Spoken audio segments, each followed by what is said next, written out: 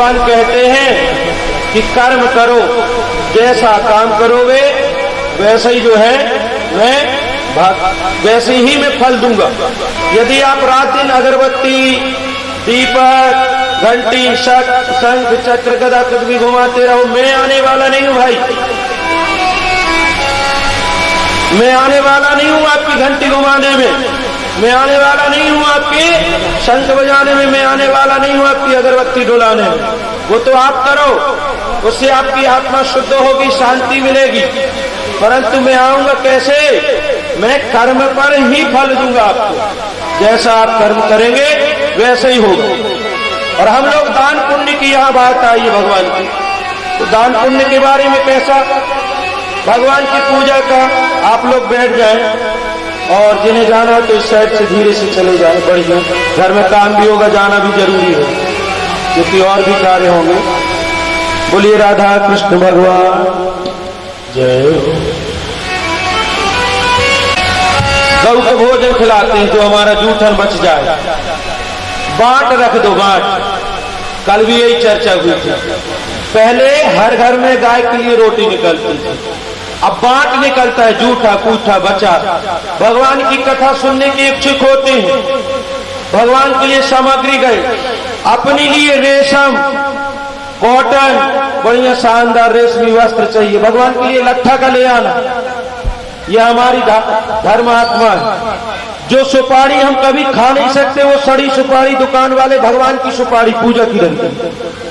जो सुपारी हम मुंह में नहीं रख सकते, उसको हमने भगवान की सुपारी, सड़ा गला, फटा पुराना गंदा, जितनी भी जो चीज भगवान के लिए बना दी। ये दान, ये पुण्य, ये हमारा भाव होता है। मैं तो कहता हूं जैसे नवग्रह में 9 सुपारी चढ़ाते हैं, कोई जरूरी थोड़ी कि आप सुपारी चढ़ाओ। भगवान सुपारी नहीं खाते, भगवान हल्दी की गांठ, पान, ये सब नहीं खाते। ये जो पैसे चढ़ा रहे हैं इनका कोई महत्व नहीं है अगर आप ऐसे यूं फेंकते जाए। भगवान कहते आप मुझे तुलसी का दल दो, सबसे ज्यादा स्नेह और प्रेम है मुझे, लेकिन वो तो दो, उससे ज्यादा मुझे वहीं पर अपना भाव, भक्ति, श्रद्धा भी समर्पित करो, तब मैं स्वीकार करूंगा। आपके बहुत सारे पैसे, धन, द्रव्य, नैवेद्य, मीठा, इनसे मुझे कोई मतलब नहीं। हम दान करें थोड़ा सा करें, लेकिन कम से कम हमें वो दान करना चाहिए जो हम खा लें। वो चीज कभी न देना चाहिए जिसको हम न स्वीकार कर पाए, हम पहन न पाए। वो तो हमने बलाए टाल दी, व्यवहार कर लिया अपना। और जब हम ऐसा करते हैं तो भगवान भी हमारे साथ वैसा ही करेगा जैसे हम करते हैं। इसलिए बहुत बिल्कुल मत चढ़ाए।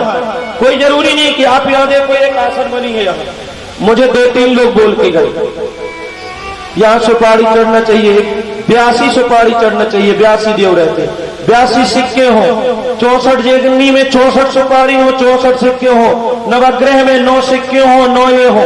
क्यों हो? कोई जरूरी है कि पैसे चढ़ाएंगे तो ही भगवान की श्रद्धा से, भक्ति से पूजन हो पाएगा। पैसे चढ़ाने से, दिखाने से, माला चढ़ाने से, ये सब चीज से भगवान कभी नहीं आए और न कभी आएंगे।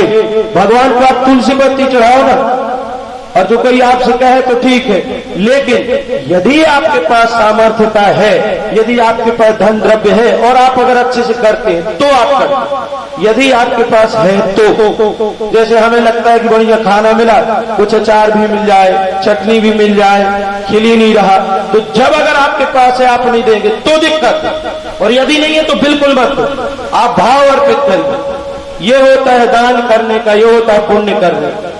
कथा भी 4 लोगों को जल्दी बुलाए, पंडित जी जल्दी जल्दी सुना दो, समय हो गया हमारा, हमारे यहाँ मेहमान आ गए, उनको जाना होगा, जल्दी खाना खाना। तुम मेहमानों को देख रहे, ये तो कथा ही करा लो, या भगवान मेहमानों को देखो या भगवान को देखो। तो ये भावों को, ये दिखावों को त्यागना होगा, तभी भगवान हमारे मन रूपी मंदिर में अपनी दिव्य मूर्ति को स्थापित करेंगे।